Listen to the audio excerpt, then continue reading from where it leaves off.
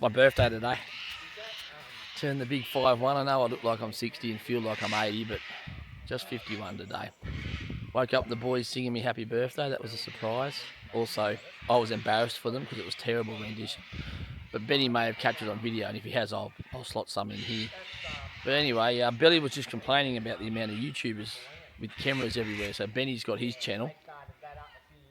I can't remember what it's called, but I'll find out and I'll put it here. And we've got some mob down the back over there. They're a full-time, or not full-time, but they're a YouTube mob who have monetised. I think they're called Roaming Oz Adventures or something. They seem like a nice pair. Might be worth checking out. Hey Benny, what's your YouTube channel called? Yeah. Tracks We Explore. Tracks We Explore. Well, I should say our one, with Ange. Yeah. Sorry, Benny and his lovely wife Ange, who's actually probably the better of the two. It's called what? Tracks We Explore. Tracks We Explore. So check them out. Anyway, so we're here today at the Coolah Tops. We're going to go check out some lookouts and some waterfalls and shit. So come along on the ride.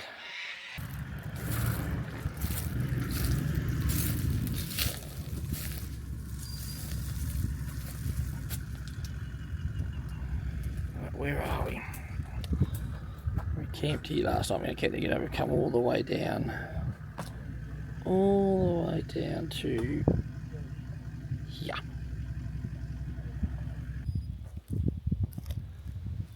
The Breezer Lookout.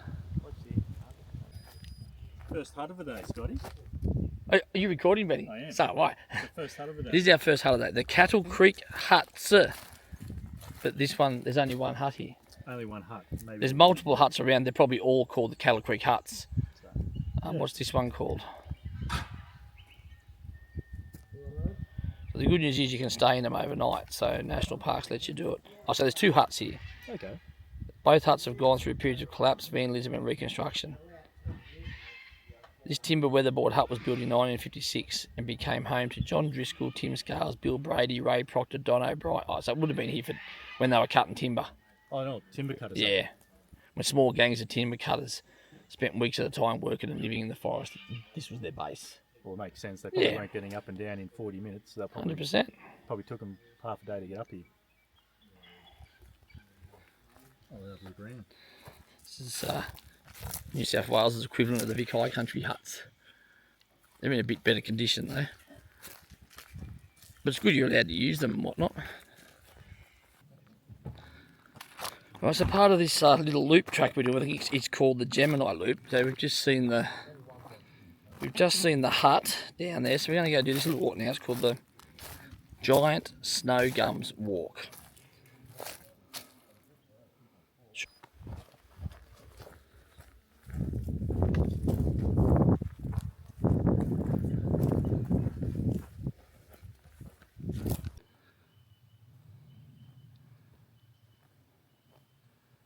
Magnificent.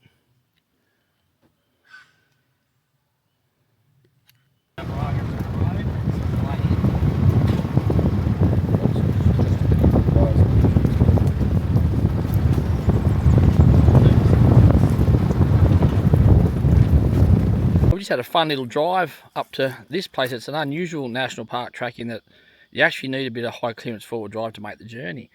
Anyway, we've come here to Taubraga. Anyway, we come to this place. We've just had some lunch, so we're going to take the 110 metre stroll to the lookout, although we're not holding out much hope that there's going to be much water there. Anyway, fellas, let's roll. If there's a lot of rainfall, that'd be quite wide, that wouldn't it? Coming down the other side. You can see here that it comes all, it widens out there and drops down. So like a 10 metre width, right? yeah, a fair bit of water comes down there. Scotty toying with my heights phobia here by standing right near the edge. No, there's a good 2 metres. Yeah, I know, but I ain't getting any closer. No, you wouldn't go all the way down. You just hit here and then crack your skull on the next rock down. But that's where they'd rescue you from. I know, it looks like you've Well, fallen a fair few ledges. it's where they'd recover the body from, Scott. I'd go up here, my head would crack on the rock there and I'd roll down onto that next little end. Yeah, you go pretty much that green too. Yeah, that's where I'd stop.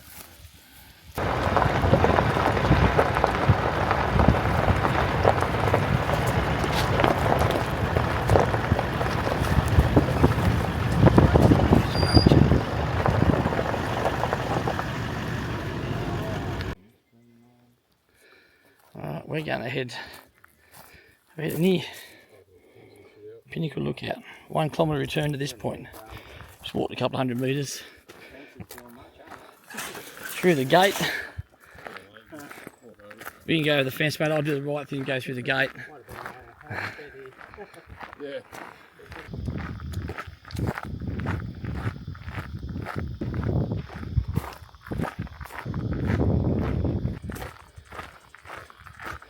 Wow. Now this is pretty spectacular. I'm not going to lie. And I just mean my face. I mean the view out over the valley. That is pretty specky. I think I'm going to get the drone up here and get some shots.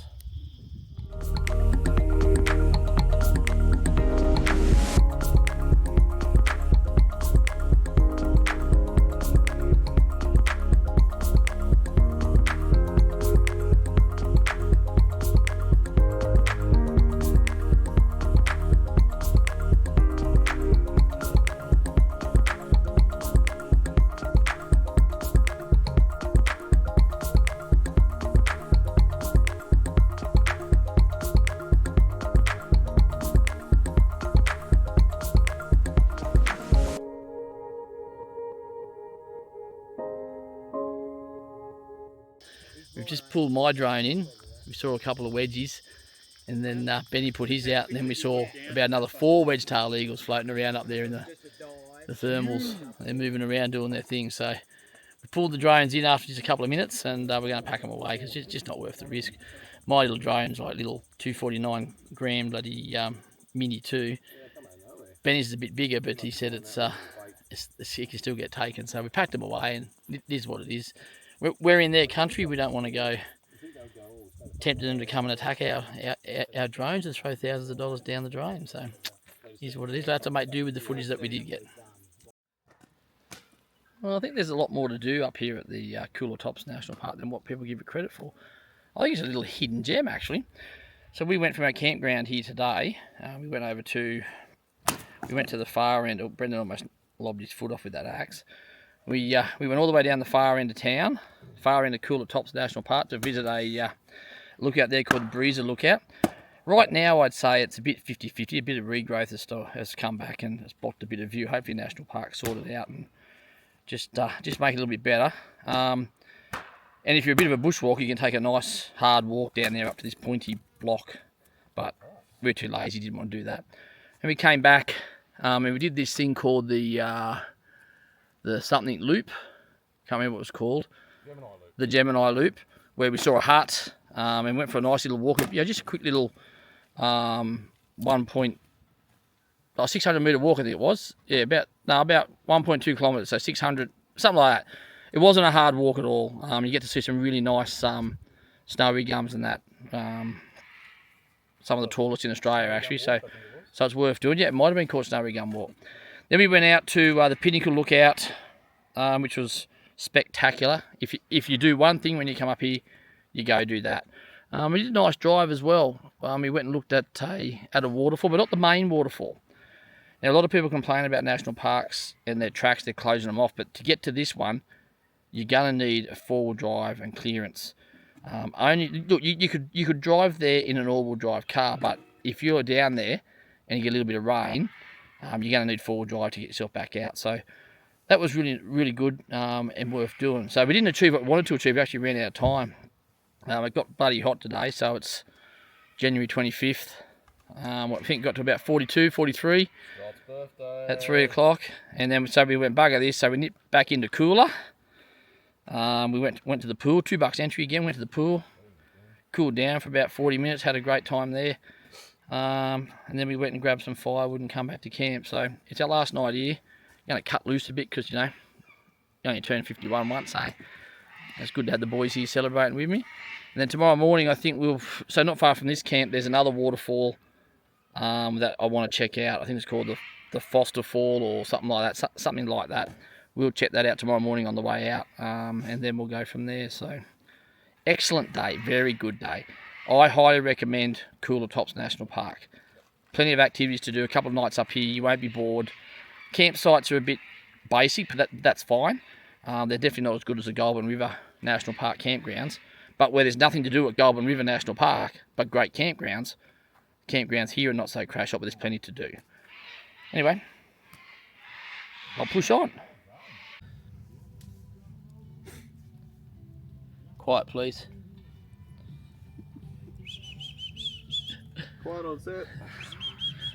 Good fire, this one. That's a ripper.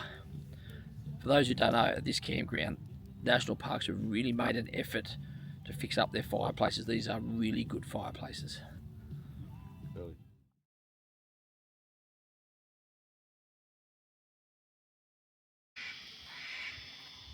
Last morning at camp, Brendan. Sadly, yes. Are you not excited to get home and see the wife and family? Of course I am. Don't want to leave the campsite. Good answer, good answer. We're the first two up. Got the fire going, got the billy on. Don't know what the kettle this morning, don't know what time it is, but the sun's just starting to poke its head through the trees over there, so probably 6:30, I reckon.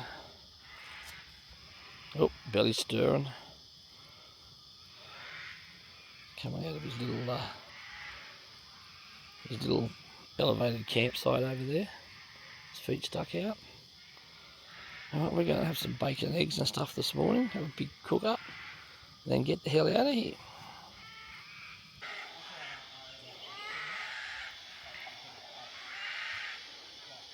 It's all packed up now, we're just final touches on getting tidied up and we're out of here. Keep your site clean. There's a bit of rubbish over there, we'll pick that up. There's a lot of feathers, so all that white stuff you see, just feathers from the cockatoos. There is a piece of rubbish over there, we'll go and grab that. Yeah, just leave the campsite nice and clean.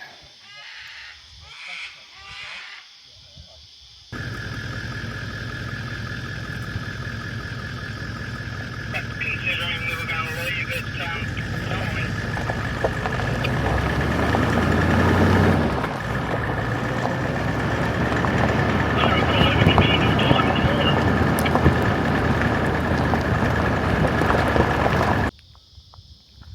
Arrived here at Bracken's Hut. We didn't realise you can actually book it and stay here if you want to. But when there's nobody here, you're allowed to wander around and check it out. So that's what we're going to do. Bracken's Hut. Says here it was built in 1937. So what's that? It's 2026 now. So take off 11 years. That's 89 years old. Interesting. Just here in this bit of clearing up on top of the mountain here at Coolah Tops. Got some horse stables over there. National Parks has put in a little visiting area up there with toilets and stuff, so that was nice of them. That's the $6 booking fee being put to good use. Let's go in and check it out, eh? Oi, step needs some maintenance.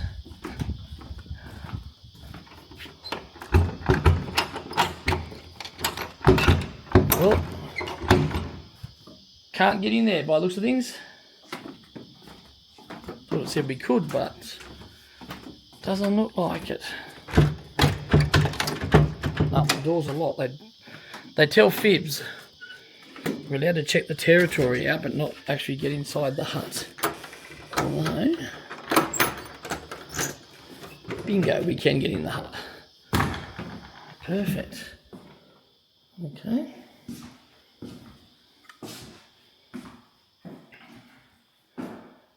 Bedroom. Comfy little classic beds. I remember having beds like this as a kid.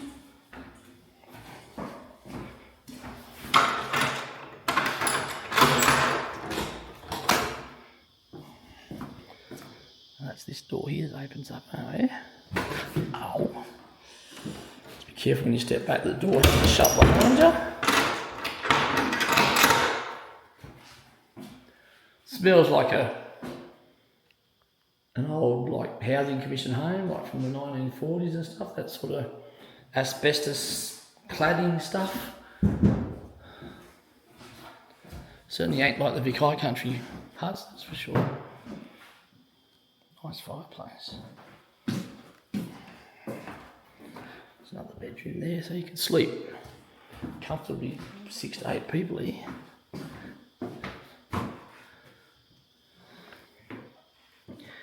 Bill Bracken lived in this hut for no less than 11 years. The Brackens kept a small herd of Jersey cows for milk and meat. They also kept a bull and chickens. Some bloke called Jack Bree and his wife moved up here in the 50s. It became used for when people were up here doing fencing and mustering and timber industry and so forth. 1996 the hut was, oh that's not very good Scott, 1996 the hut was suffering badly from years of neglect.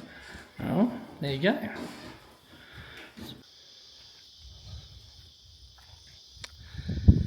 Brendan's over there near the shitter. Not that he used it, but he's been for his trial. There's another hut you can see over Brendan's shoulder now. It's gated off, so you can't drive to it, but you can walk to it. I think that's called Paul's or Pete's or Joe's hut. That's what it is. That one's called Joe's hut. This one's called Bracken's hut.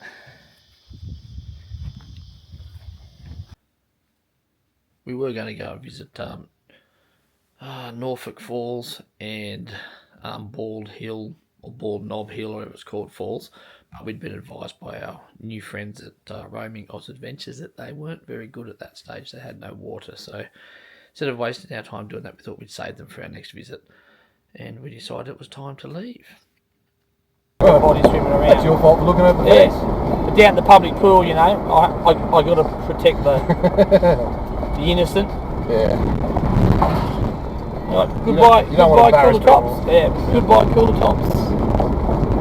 We are done. The tops. That was top.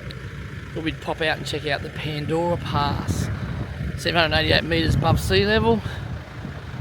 Coolah that way, Liverpool Plains to the left. That's the way we're heading. We're heading off in that direction towards Bundella. We're going to wrap back around Coolah Tops and back to Mary War that way. Anyway, should be fun. Just a bit of a scorcher day today. It's 40 plus degrees. Taking the back way from Coolah Tops back to Mary War, so we've headed up to the north side of Coolah Tops onto the Liverpool Plains, rocking along, become this tiny little place called Blackville, a little one street town. It was probably popular back in the day. Yeah, it's got a little park. Look at this park here, opened up 1968. Been around for a while, little park. Not much else here really. About 10 houses. Cute little church across the road there. The Telstra facility. That's about it. The sign up there says we're 51k from Willow Tree, 57 from Corindi. Not bad at all. But yeah, she's a scorcher day, that's for sure. That might be the community hall over there. There's a little information board and a barbecue. Just waiting for Benny and Belly to get here. They're a little bit behind us. I'll be coming along shortly. Anyway, I can tick this box down. I've never been here before. I can say I've been here. That was pretty much the end of our trip. We hit the Golden Highway, headed into Mararundo where we had some lunch, and then it was time to go home. It was an excellent, excellent weekend.